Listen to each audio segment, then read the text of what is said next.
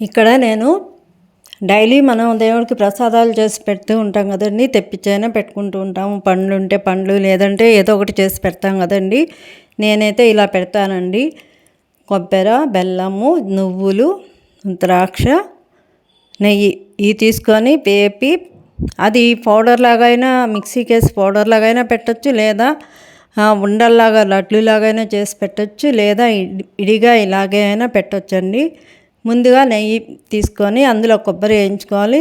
ద్రాక్ష, కొబ్బరి వేగిన తర్వాత నువ్వులేసి వేపుకోవాలి. మనం ఎంత కొలత అయితే తీసుకున్నామో దానికి సరిపోయేంత బెల్లం వేసుకోవాలి. నేనైతే 1 కప్పు తీసుకున్నాను అన్నీ కలిపి. దీనికి 1/2 కప్పు బెల్లం తీసుకున్నాను. ఆ పాత్ర వేడికే అది కరిగిపోతుందండి బెల్లము. ఇంకా వేరే నీళ్లు పోయడం, పాలు పోయడం ఏమీ లేకుండా ఇలా వేడికే బెల్లం కరిగిపోతుంది. దానిలో తగినంత యాలకులు పొడి వేసుకోవాలి.